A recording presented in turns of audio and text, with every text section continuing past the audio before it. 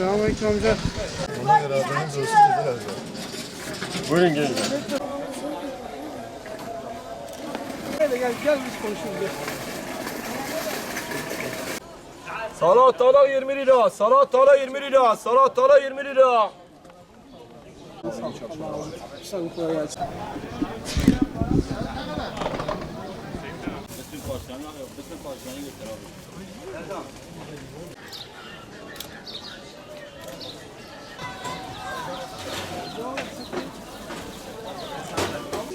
Kirazdır, ondan sonra muzdur, ondan sonra kayısıdır. Ondan sonra geldik arkadaşın yanına salatalık aldık. Fiyatlar pahalıdır.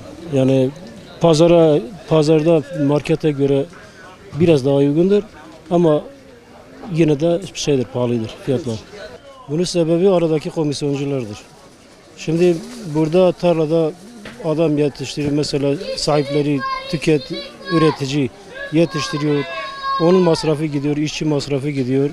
Ondan sonra getiriyor buraya, diyelim ki tarlada mesela 8 milyon 10 milyondur. Hala gelene kadar halda 2 katı oluyor. Bu pazara gelene kadar pazarcı arkadaşlar getiriyor, yol parası veriyor. Ondan sonra sabah köründe kalkıyorlar. Ondan sonra getiriyor, akşama kadar uğraşıyor. O da mecbur bir şey atacak üstüne yani. Sebze biraz daha meyveye göre biraz daha uygun. Ben bir şey diyemem artık. Biber aldım bak kilosu 100 lira. Kiraz aldım 60 lira. Yani en ucuzu 60 lira. Yani alınacak bir şey yok yani. Gerçekten alım gücü milletten bitmiş yani. Millet tükenmiş. Bu devlet yani bu hükümet şeyi tüketmiş yani şeyi. Yani hepimizi perişan etmiş. Yani benim maaşım yüksek olduğu halde yine alamıyorum.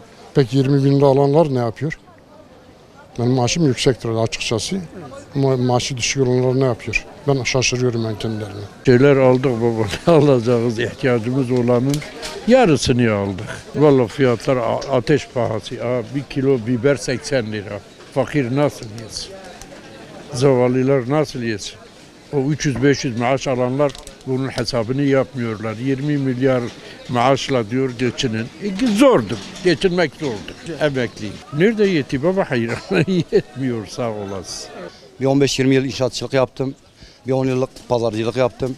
Şu an tekrar inşaata gittim. Pazarda iş olmadığından dolayı meyveler, sebzeler pahalı.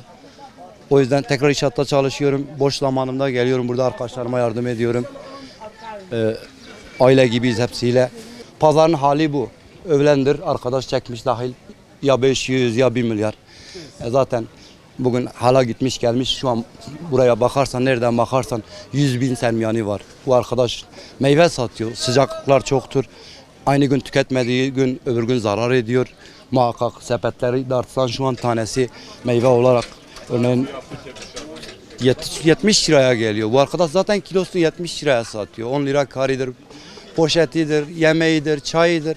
Yani buna gerçi yıllardır diyoruz büyüklerimiz bir çare bulsun. Artık Allah'tan yani umudumuzu kesmiyoruz.